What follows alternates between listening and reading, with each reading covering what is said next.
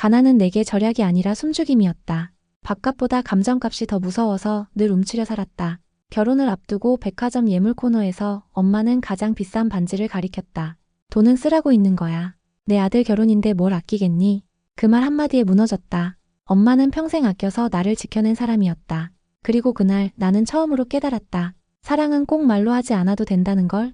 그러나 엄마의 진짜 마음은 그 후에야 알게 됐다. 숨겨진 쪽지, 편지, 병, 유산, 그리고 고백. 엄마는 말 대신 모든 걸 남겨두고 떠났다. 그럼 오늘의 사연 시작하겠습니다. 내 이름은 강지우. 어릴 때부터 엄마한테 가장 많이 들은 말은 단연 이거였다. 그거 꼭 지금 사야 해? 쓸데없는데 돈 쓰지 마.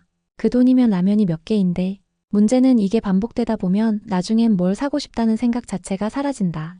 욕망을 접는 게 미덕인 줄 알고 컸다. 나는 알뜰한 사람이었다. 정확히 말하면 궁상맞은 사람이었다.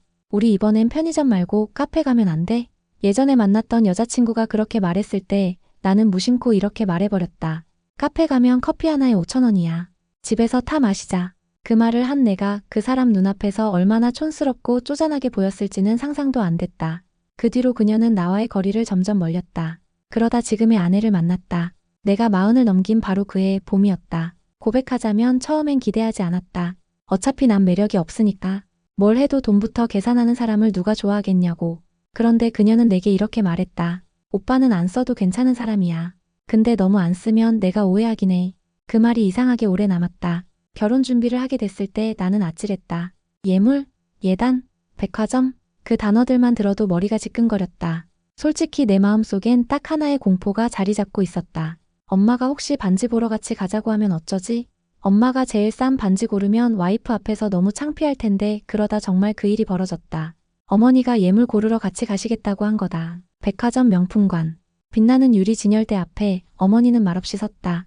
나는 그 뒤에서 진땀을 흘리며 생각했다. 부디 너무 싼 거 고르지 마세요. 제발요. 그런데 지우야, 이건 어때? 엄마가 가리킨 건 제일 끝 유리장 중앙에 있는 2캐럿짜리 다이아 반지였다. 값이 눈앞에서 어질어질했다. 엄마 그건 너무 비싸요. 내가 얼른 말렸더니 엄마가 딱 한마디 하셨다. 결혼이잖아. 한 번뿐인 결혼인데 뭐가 아까워. 그 말을 듣는 순간 나는 울컥했다. 그동안 엄마가 나를 위해 아꼈던 수많은 것들. 그 수많은 안 사도 되는 것들의 반대편에 지금 이 반지가 놓여 있었다. 엄마는 반지를 가리키며 말했다. 너한테 다 해주고 싶어서 참고 살았지. 지금은 그거 해주고 싶어서 사는 거야. 그날 나는 처음으로 깨달았다. 어머니의 절약은 나를 위한 준비였다는 걸. 그리고 그 반지는 단순한 예물이 아니었다. 평생 엄마가 숨겨왔던 사랑의 반짝임이었다. 결혼식은 무탈하게 끝났다. 예정보다 손님이 많이 와서 아내가 허둥대기도 했지만 전체적으로는 잘 넘어간 편이었다. 신혼여행을 다녀와서 친정과 시댁에 인사차 들렀을 때였다. 그날 아내가 엄마 앞에서 문득 이렇게 말했다. 어머니 그날 코트 입으신 거 진짜 예뻤어요. 엄마는 잠시 멈칫하더니 어색하게 웃으셨다. 아 그거 몇 년 된 건데 뭐. 근데 나는 그걸 알았다. 그 코트 원래 우리 집 옷장이랑 아무 상관없는 물건이었다. 며칠 뒤 엄마네 집에 잠시 들를 일이 있었다. 냉장고에 반찬 넣어드리러 간 거였는데 우연히 장롱 위 박스 하나를 발견했다. 박스 위엔 예식용이라고 적혀 있었다. 이상해서 열어보니 백화점 포장 그대로의 밍크코트 영수증이 나왔다. 백화점 380만원 시어머니용. 나는 그대로 멈췄다. 이게 뭐야? 엄마가 그 코트를 일부러 산 거라고? 결국 참지 못하고 엄마께 물었다. 엄마 코트 언제 산 거야? 뭐, 그날 입으셨던 그거. 그거 원래 없었잖아. 잠시 침묵. 그러다 엄마가 그 특유의 눈으로 미리 웃어두는 표정을 지으며 말했다. 너 와이프한테 나 창피할까봐 산 거야. 그냥 처음이잖아. 시어머니가 어떻게 보여야 하는지 나도 잘 모르겠더라고. 근데 괜히 헌옷 입고 가서 너 민망하게 할까봐. 나는 말이 안 나왔다. 민망한 건 나였다. 어머니가 그렇게까지 신경 썼다는 걸 나는 결혼식 당일에도 몰랐다. 근데 왜 말 안 했어요? 왜 나한테 숨겼어? 말하면 네가 못 사게 할 거잖아. 그 말에 또 울컥했다. 엄마 그 돈이면 엄마 옷 사시지 됐어. 나야 뭐 2벌 옷 있으면 되지. 근데 그날은 한 벌 더 있어야 할 것 같더라. 엄마는 내 손을 툭 쳤다. 그날 내가 입은 건 밍크 코트가 아니라 우리 아들 자랑하는 마음이었어. 그날 밤 나는 잠이 오지 않았다. 하루하루 쪼개서 사셨던 분이 아무 말 없이 백화점에서 밍크 코트를 고르셨다는 상상이 자꾸 떠올랐다. 카드 결제창 앞에서 아마 손이 떨리셨을지도. 직원 앞에서 혹시 티 날까 괜히 더 당당하게 행동하셨을지도. 그 상상 하나하나가 가슴을 후비는 송곳처럼 박혔다. 그리고 다음날 엄마에게 반지를 건넸다. 엄마도 껴요. 이거 엄마 반지야. 아니야. 내 결혼 반지잖아. 엄마가 사준 거니까 엄마가 껴줘야 의미가 있어요. 엄마는 말없이 내 손을 바라보다 작게 웃으며 손가락을 내밀었다. 그리고 그날 나는 생각했다. 평생을 절약하셨던 분이 한순간 모든 걸 걸고 보여주신 마음. 그건 물건이 아니라 사랑의 방식이었다는 걸. 신혼집에 들어온 지 딱 보름째 되는 날이었다. 주말 아침 아내가 싱크대 서랍을 열다가 작은 종이 한 장을 들고 나왔다. 오빠 이거 봐봐. 나는 커피를 내리다 말고 돌아봤다. 아내 손에 들린 건 누가 봐도 급히 찢은 노트 한 조각. 그 위에 적힌 글씨는 단박에 알아봤다. 엄마 글씨체였다. 뭔가 눌러쓴 듯 또박또박한 그 글씨. 된장국은 물 너무 많이 잡지 마라. 무조건 진하게. 내 아내는 아직 속 약하다. 하순간 뭐라가? 울컥했다. 그때부터였다. 우리 집 여기저기서 쪽지가 하나둘 발견되기 시작한 게. 오빠 신발장 안에도 있었어. 살림은 체력이다. 발 시리지 않게 양말 꼭 신어. 이래. 헐주방 뒤에 붙어있는 건 뭐야? 식초랑 베이킹소다는 뭐든 해결해준다. 싸우지 말고 쓰렴. 아내는 깔깔 웃었지만 나는 혼자 조용히 가슴이 뭉클했다. 그 조그만 종이 쪽지들이 엄마가 우리 집을 돌며 남긴 흔적이라는 게 참 말로 설명 못할 만큼 뭉클하더라고. 이건 진짜 엄마다. 내가 혼잣말처럼 중얼거리자 아내가 물었다. 어머니 이런 거 자주 하셨어? 아니 딱히. 그냥 우리 집 냉장고에도 쪽지 하나 붙어 있었어. 식빵은 냉동 보관.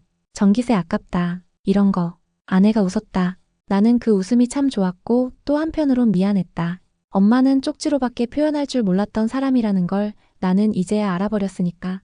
그날 밤 나는 혼자 안방 옷장을 열었다. 엄마가 마지막으로 다녀간 날 이후로 정리하지 못한 상자 하나가 있었는데 그 안에서 또 다른 쪽지를 발견했다. 이번엔 조금 길었다. 지우야, 너는 자랑스러운 아들이다. 엄마는 네가 돈 아껴 쓰는 걸 늘 대견하게 봤다. 그런데 가끔은 생각해라. 네가 그렇게 아끼는 걸 누군가는 사랑이라고 착각할지도 모른다는 거. 그 말을 나는 알고 있었다. 아주 오래전 헤어진 여자친구가 내게 했던 말이기도 했다. 지우야, 너 나 아껴주는 거야? 아니면 그냥 돈이 아까운 거야? 그때는 대답하지 못했는데 지금은 할 수 있다. 미안해. 그땐 몰랐어. 아낀다는 건 사랑하고는 다른 말이란 걸? 그날 이후 나는 매일 아침 쪽지부터 먼저 찾는 사람이 됐다. 아침밥보다 먼저. 양치보다 먼저. 서랍, 냉장고, 옷장 엄마가 남긴 사랑의 조각들. 그 조각 하나하나가 내 굳어있던 마음을 서서히 녹이고 있었다. 다음 쪽지를 발견한 건 정말 우연이었다. 그날은 아내가 작은 수납장을 정리하다 말고 이상한 철제함 하나를 꺼냈다. 열쇠가 없어서 못 열겠다는 말을 듣고 나는 어릴 때 쓰던 책상 서랍키를 떠올렸다. 신기하게도 딱 맞았다. 찰칵 소리와 함께 열린 철제함 안에는 오래된 봉투들이 한가득 들어 있었다. 모두 노란 고무줄로 묶여 있었고 각 봉투마다 이렇게 적혀 있었다. 강지우 초2 겨울방학 강지우 중1 첫 생리 공부 시험 강지우 고3 수능 전날 그 순간 눈이 핑 돌았다. 이건 엄마가 나한테 썼지만 보내지 않았던 편지들이었다. 하나를 열었다. 봉투엔 먼지가 켜켜이 쌓여 있었고 편지지는 약간 바스라질 듯했다. 지우야, 오늘 엄마가 시장에서 내 옷 사려다 그냥 왔어. 네가 분명 필요 없어요 할 것 같아서. 근데 엄마는 그게 늘 아쉬워. 그래서 그냥 혼자 이렇게 써놓는다. 지우야, 네가 뭘 입든 엄마 눈엔 제일 멋져. 그 말 언제쯤 해줄 수 있을까 싶어서. 나는 그 편지를 꼭 쥔 채 한참을 움직이지 못했다. 다른 편지들도 그랬다. 내가 모르는 날들, 내가 지나쳤던 순간들에 엄마는 매번 그리움처럼 글을 써두고 계셨다. 네가 첫 월급 탔다고 치킨을 사왔을 때 엄마는 속으로 얼마나 울었는지 몰라. 그게 네가 처음으로 내게 쓴 편지 같아서. 고3 때 밤새 책상에 앉아있던 내 뒷모습이 지금도 눈에 아른거린다. 공부보다 더 대견했던 건 포기하지 않는 내 눈빛이었단다. 나는 결국 박스 속 편지를 다 꺼냈다. 수십 통. 그리고 그중 마지막에 묻혀있던 단 하나의 다른 편지. 그건 지우야 대신 이렇게 쓰여 있었다. 지우야, 아빠에게 숨이 멎는 줄 알았다. 아빠는 내가 초등학교 때 돌아가셨다. 엄마가 아빠에게 편지를 썼다는 건 처음 알았다. 나는 조심스럽게 그 봉투를 열었다. 당신 잘 지내나요? 지우는 잘 자라고 있어요. 요즘은 저를 잔소리 머신이라고 불러요. 하지만 난 안다요. 그 아이는 엄마인 나보다 아빠가 더 그리울 거란걸요. 그래서 오늘도 저는 지우에게 말 대신 눈빛을 보냅니다. 사랑해 그 말을 못해서 편지를 씁니다. 그 글을 다 읽자마자 나는 참았던 울음을 터뜨렸다. 어릴 때 왜 그렇게 엄마가 무뚝뚝했는지, 왜 늘 말보다 행동이 앞섰는지, 왜 사랑한다는 말을 단 한 번도 듣지 못했는지 그 모든 이유가 그 종이 한 장에 녹아 있었다. 그날 밤 나는 다시 한번 엄마에게 전화를 걸었다. 몇 번의 신호음 끝에 받은 목소리. 지우야? 엄마. 왜 무슨 일 있어? 나는 잠시 침묵했다가 이렇게 말했다. 그 편지들 다 읽었어. 그리고 아주 오랜만에 아주 처음으로 말했다. 사랑해요. 엄마. 엄마는 아무 말이 없었다. 숨소리조차 들리지 않았다. 잠시 뒤 전화기 너머로 아주 작은 소리가 들렸다. 응, 나도. 그날 이후 엄마는 전화를 피했다. 정확히 말하면 받긴 했는데 평소보다 말수가 줄었다. 엄마 뭐 하세요? 그냥 뭐 집에 있지. 밥은 드셨어요? 응. 뭐 대충. 대충이라는 말. 엄마 입에서 그런 단어가 나오는 건 아주 드문 일이었다. 그러다 어느 날 평일 점심 무렵이었다. 회사에서 회의 중인데 아내에게 문자가 왔다. 오빠 어머니 병원 다녀오셨나 봐요. 엥? 언제요? 좀 전에 마트에서 마주쳤는데 손에 외래 수납 영수증 들고 계셨어. 근데 표정이 좀 이상했어. 나는 그 문자 보고 회의 중간에 뛰쳐나왔다. 엄마 집에 도착했을 땐 오후 3시가 조금 넘은 시간이었고 엄마는 거실 한쪽에서 커피를 타고 계셨다. 지우가 이 시간에 웬일이야? 엄마 병원 다녀왔어요? 응. 무슨 일 있어요? 잠시 정적. 엄마는 커피를 젓던 손을 멈추고 내 쪽을 보았다. 그리고 작게, 진짜 작게 말했다. 아니, 뭐 건강검진. 엄마. 진짜야. 그냥 정기검진이야. 하지만 나는 그 말이 전부가 아니라는 걸 직감했다. 며칠 뒤 결국 진실은 엄마가 아닌 동네 병원 간호사를 통해 들었다. 아, 보호자분 맞으시죠?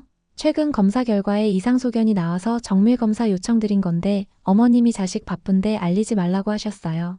그 말에 순간 손에 들고 있던 휴대폰을 떨어뜨릴 뻔했다. 이상소견 정밀검사 단어들이 너무 무겁고 생소하게 들렸다. 나는 바로 엄마에게 전화를 걸었다. 왜 말 안 했어요? 그럴 일도 아닌데 뭘. 이상소견 나왔다면서요. 들었구나. 엄마 진짜 지우야. 엄마는 한 박자 쉬고 말했다. 내가 지금 무슨 병이 있든 너한테 가장 미안한 건 그걸 숨겼다는 거야. 그게 더 아프다, 엄마. 그치. 나도 그게 더 아프더라. 결국 며칠 뒤 엄마는 병원에 입원했다. 정확한 진단명을 듣기 위한 몇 가지 검사 때문이었는데 병실에 누워있는 엄마의 모습은 내가 알던 그 사람이 아니었다. 그렇게 다부지고 꼿꼿하고 무서울 정도로 단단하던 엄마가 처음으로 작아 보였다. 엄마 뭐 필요하세요? 아니, 그냥 너 와준 게 제일 큰 선물이야. 그래도 뭐라도 사다 드릴게요. 잡지라도? 과일? 편한 옷? 지우야, 너 지금 돈 쓰는 거 좋아지면 큰일 난다. 나는 그 말에 웃음이 터졌다. 아니요. 지금은 엄마 위에 쓰는 건 하나도 아깝지 않아요. 그래, 진심이에요. 엄마는 잠시 나를 보다가 불쑥 손을 내밀었다. 그럼 손 좀 잡아줘라. 나는 아무 말 없이 그 손을 잡았다. 작고 마른 손. 그 안에 담긴 무수한 희생이 피부로 전해졌다. 검사 결과는 일주일 뒤 나왔다. 경계성 병변. 조기 발견이지만 수술은 필요함. 병명은 아직 확정되지 않았고 조직 검사를 더 해봐야 했다.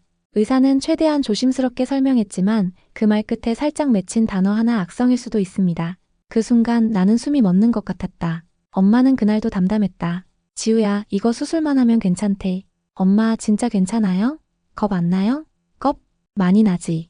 근데 너한테 티 낼 순 없잖아. 왜요? 내 앞에선 좀 티 내도 돼요. 그럼 너 무너지잖아. 엄마. 엄마는 그 말을 끝으로 창밖을 바라보셨다. 그 표정은 단단했지만 어딘가 기운이 빠져 있었다. 그날 밤 나는 아내에게 엄마 병원 소식을 전했다. 아내는 한참을 말없이 듣고 있다가 내 손을 꼭 잡았다. 오빠, 어머니가 아픈 것도 아픈 건데 혹시 그 안에 우리 몰랐던 사연이 있는 건 아닐까? 사연? 왜 그런 거 있잖아. 사람이 아플 때 예전 감정까지 같이 올라오는 거. 그 말에 나는 무심코 끄덕였다. 사실 나도 이상하게 느끼고 있었다. 엄마가 병실에서 자주 중얼거리던 말. 그땐 내가 너무 미안했어. 다 말 못하고 살아서 그랬지. 이건 단순한 병의 두려움이 아니라 무언가 오래된 죄책감 같았다. 다음 날 엄마의 수술 동의서 사인을 위해 보호자 서류함을 정리하던 중 낡은 봉투 하나가 튀어나왔다. 사본 -1987년 봉투 안에는 오래된 진단서와 누렇게 바랜 신용불량 경고장이 들어있었다. 나는 순간 숨이 턱 막혔다. 진단서에는 산후우울 증상 및 분리불안 그리고 소견 하단에 작은 글씨가 적혀 있었다. 가족 보호자와 분리상담 권고. 심리적 거부감 심함. 그 순간 나를 키워줬던 그 엄마가 얼마나 불안정한 상태에서 나를 안고 있었는지가 선명히 그려졌다. 단 한 번도 안 아프다 말한 적 없는 사람. 단 한 번도 내 앞에서 울지 않았던 사람. 그 사람이 나 태어난 해에 이미 무너져 있었다는 사실이 가슴을 짓눌렀다. 엄마, 이거 왜 숨겼어요? 나는 봉투를 들고 병실로 찾아갔다. 엄마는 그걸 보는 순간 눈을 감았다. 그걸 찾았구나. 엄마, 이건 그냥 병보다 더 큰 일이었잖아요. 그래서 말 안 했어. 왜요? 말하면 안 되는 이유라도 있었어요? 그땐 내가 나 버릴까봐 무서웠어. 뭐라고요? 산후우울증 걸린 엄마, 돈도 없고 병원에서도 거부당했던 엄마 그런 나를 내가 알면 내가 나 싫어할까 봐. 그 말에 나는 완전히 무너졌다. 그게 무슨 소리예요? 엄마 내가 왜 엄마를 버려요? 내 말에 엄마는 고개를 숙였다. 창문 틈으로 들어오는 햇빛이 병실 바닥에 길게 비치고 있었고 그 위에 엄마 그림자가 작게 떨렸다. 지우야 사실은 너 태어나고 며칠을 안아보지도 못했어. 네. 정신이 온전치가 않았거든. 밤마다 내 우는 소리가 마치 비명처럼 들렸어. 나는 숨을 삼켰다. 엄마가 지금 무슨 얘기를 하려는 건지 눈치채는 순간 가슴이 덜컥 내려앉았다. 내가 너 놓치고 나갈 뻔한 적도 있었어. 병원 복도에서. 그날 새벽이었는데 정신이 아득한 상태로 병원 출구까지 가고 있었어. 간호사가 날 붙잡았지. 아기 두고 어딜 가세요 하고. 엄마는 떨리는 손으로 이불 끝을 움켜쥐었다. 그날 이후 나는 매일 나 자신이 괴물이 된 것 같았어. 이렇게 약하고 애를 무서워하는 엄마가 무슨 자격이 있냐고. 엄마 그건 병이에요. 엄마 잘못이 아니에요. 근데 사람들은 몰라. 그 시절엔 누구도 그런 말 안 해줬어. 그 말에 나는 울었다. 소리도 없이 눈물만 주르륵. 엄마는 내가 품 안에서 잠들 때마다 스스로를 더 조용히 미워했던 거다. 그럼에도 불구하고 매일 너를 안고 재웠어. 이 손으로. 온몸이 부서질 것 같은데도. 그게 내 사과였어. 나는 그 말을 듣고 견딜 수 없었다. 엄마 손을 잡았다. 힘껏. 엄마 난 한 번도 그런 줄 몰랐어요. 근데 엄마 잘못 아니에요. 엄마가 있어서 난 이렇게 잘 컸어요. 엄마는 말이 없었다. 그저 고개만 살짝 끄덕였다. 그 순간 병실 창밖에 있던 작은 새 한 마리가 날아올랐다. 그 새가 파란 하늘로 사라지는 걸 우리는 나란히 앉아 말없이 바라봤다. 이제야 알겠어요. 뭘? 왜 엄마는 그렇게 절약하고 또 왜 그렇게까지 숨겼는지. 엄마가 조용히 웃었다. 넌 알아서 아끼는 아들이길 바랐거든. 내가 못해줬던 걸 스스로 하길 바랐어. 근데 전 그게 엄마한테 상처였다는 걸 이제야 알았어요. 그 말에 엄마는 내 손을 토닥였다. 아니야. 너무 잘 컸어. 이 정도면 내가 충분히 잘 살아낸 거야. 그날 병원 복도에 서서 나는 처음으로 내 마음 한 귀퉁이가 정리되는 걸 느꼈다. 내가 어릴 때 느꼈던 서운함, 표현되지 못한 사랑, 말하지 못했던 진심들 그 모든 게 사실은 오래전 무너졌던 엄마의 시간에서 비롯됐다는 걸.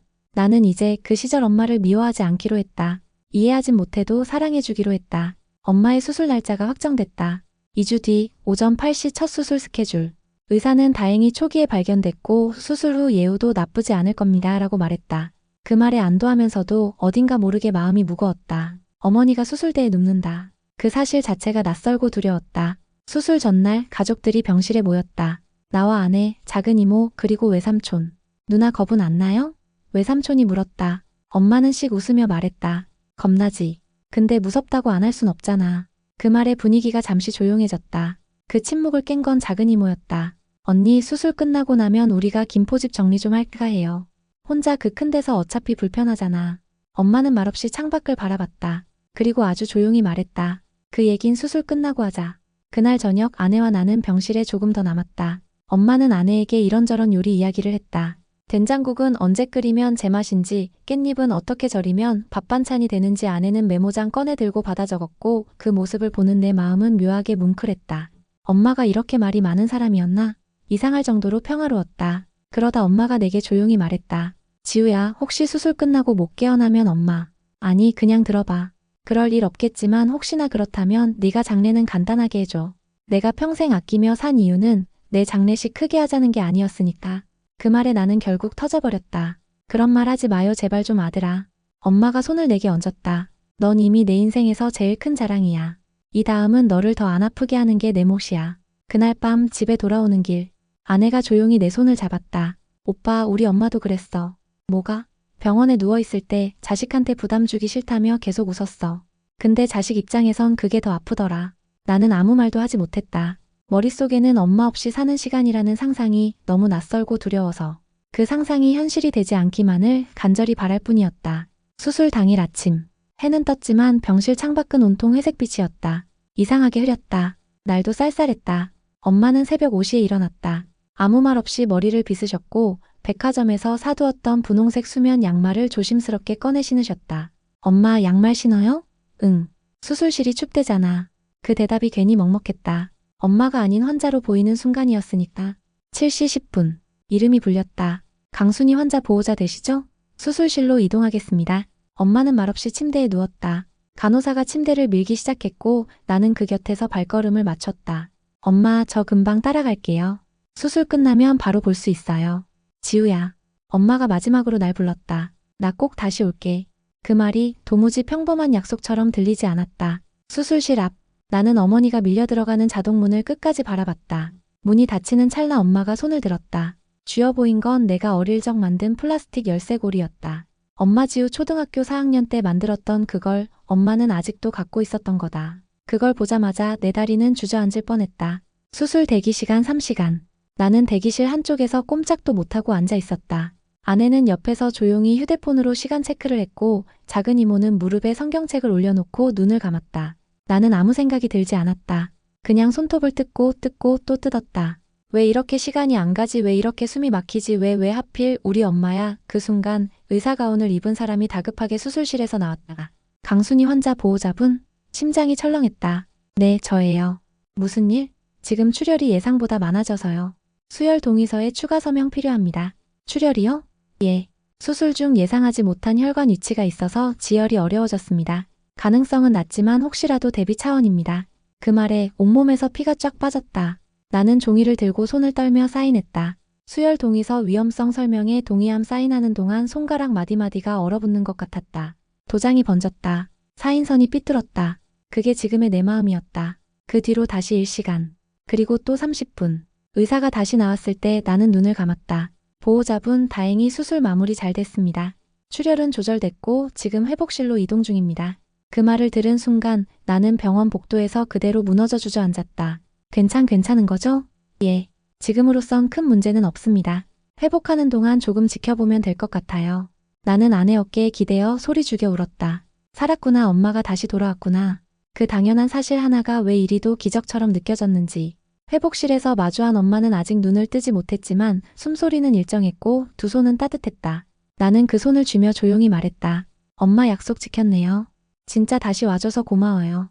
엄마 손끝이 그 말에 살짝 움츠렸다. 그 아주 작은 움직임에 나는 다시 조용히 울었다. 엄마는 회복 중이셨다. 수술 후 3일째 의사도 회복 경과가 좋다고 했다. 얼굴에 다시 핏기가 돌기 시작했고 간호사들한테도 농담을 던지기 시작하셨다.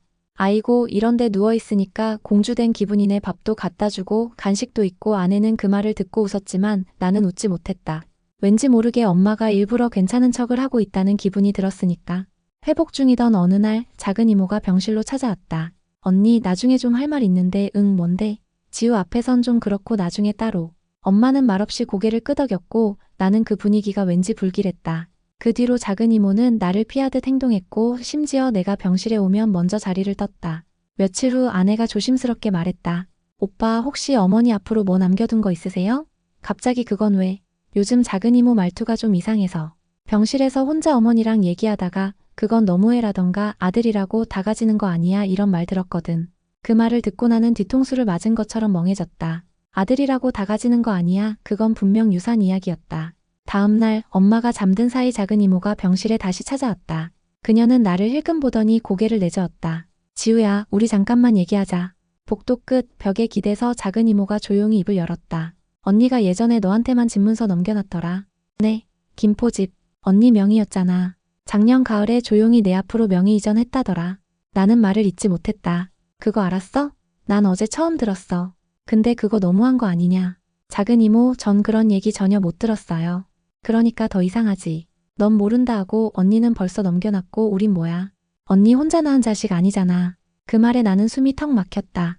그날 밤 나는 엄마에게 조용히 물었다. 엄마 집문서 제 앞으로 해두셨어요? 엄마는 한참을 말없이 누워있다가 조용히 고개를 끄덕였다. 너 결혼할 때 혹시라도 나한테 뭔 일 생기면 너한테 집이라도 남기고 싶어서. 작은 이모한텐 말도 안 하셨어요? 그 사람은 어릴 때부터 내 삶에 한 발 걸친 사람이야. 나는 너랑 너한텐 전부였고. 그 말에 나는 차마 뭐라 답을 못했다. 다음 날 작은 이모가 또 찾아왔다. 이번엔 아예 문을 닫고 앉았다. 언니, 나 그냥 묻고 싶어서 그래. 진짜 지우만 생각한 거야? 엄마는 대답 대신 작은 목소리로 말했다. 지우는 내가 지켜야 했던 사람이야. 넌 늘 나 없이도 잘 살았잖아. 작은 이모는 말이 없었다.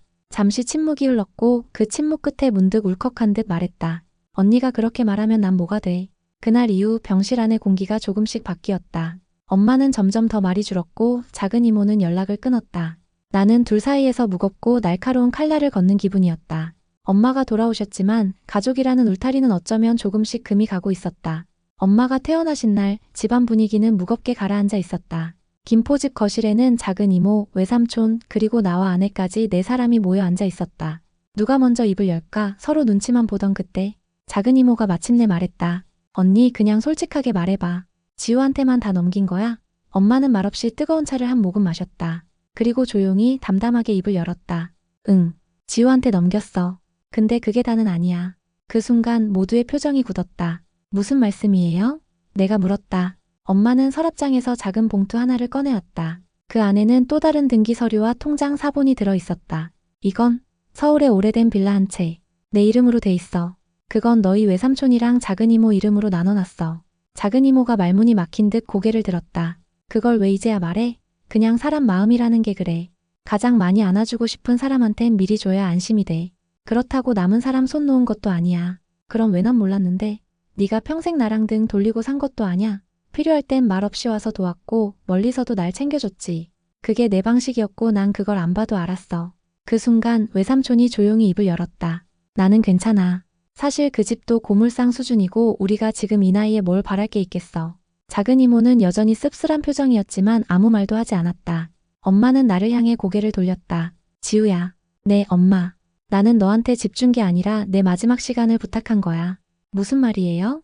내가 혹시 또 아프거나 정신이라도 잃게 되면 내 결정 대신해줄 사람. 그게 너야. 그 말에 나는 울컥했다. 집이 중요한 게 아니었다. 엄마는 마지막까지 내 편이 누구인지 확인하고 싶었던 거다. 회의가 끝난 뒤 작은 이모가 조용히 내게 다가왔다. 지우야. 네. 나 언니 미워하고 싶지 않아. 근데 서운한 건 어쩔 수가 없더라. 나는 고개를 끄덕였다. 저도 엄마가 저렇게 말할 줄은 몰랐어요. 그래도 너 잘한 거다. 네가 엄마 지킨 거. 그 말에 나는 마음 한켠이 조금 가벼워졌다. 그날 밤 엄마 방 책상 위에 새로운 쪽지가 하나 놓여 있었다. 지우야. 모든 걸 주는 게 사랑이 아니라 서로를 남겨두는 것도 사랑이다. 언제나 엄마는 그렇게 널 키웠단다. 나는 조용히 그 쪽지를 가슴에 안았다. 그리고 생각했다. 이제야 엄마의 방식이 조금은 이해된 것 같다고. 엄마는 퇴원 후에도 정기검진을 받으셨다. 수술은 성공적이었지만 체력은 예전 같지 않았다. 그래도 엄마는 늘 그랬다. 아픈 내색은커녕 더 분주하게 움직이셨다. 이 나이에 요리책 본다니까 간호사들이 웃더라. 그래도 너희한테 밥은 해줘야지. 시간이 조금씩 흘렀다. 계절이 한번 바뀌고 김포집 마당에 감나무가 노랗게 물들 즈음. 어느 날 엄마가 갑자기 말했다. 지우야, 혹시 나 없을 때 이 책상 서랍 좀 열어봐줘. 왜요? 또 쪽지 숨겨놨어요?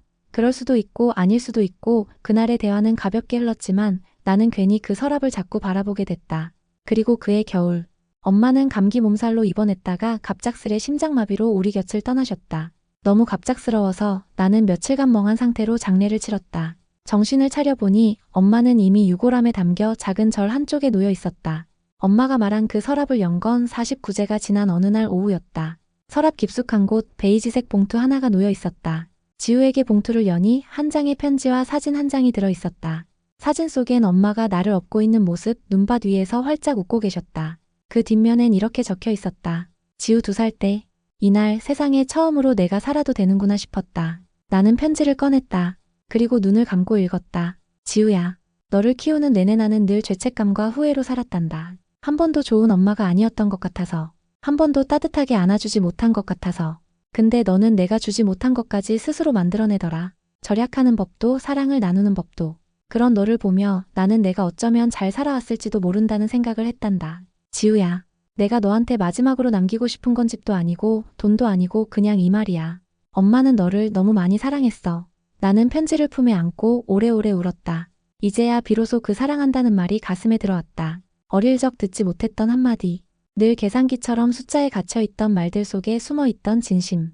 그게 이렇게 마지막에야 들리는 게 억울하고 또 감사했다. 그날 밤 나는 아내와 함께 엄마의 사진 앞에 앉았다. 그리고 처음으로 우리 아이 계획을 이야기했다. 엄마한테 배운 사랑 이제 나도 누군가한테 전해볼게요. 엄마 없이도 엄마를 닮은 방식으로 살아볼 용기가 생겼다. 그리고 나는 이제 안다. 사랑은 아끼는 게 아니라 때로는 흘려보내는 것이라는 걸. 시청해주신 여러분 진심으로 감사합니다. 이 이야기가 마음에 와닿으셨다면 구독과 좋아요 한 번씩 그리고 댓글로 응원해주세요.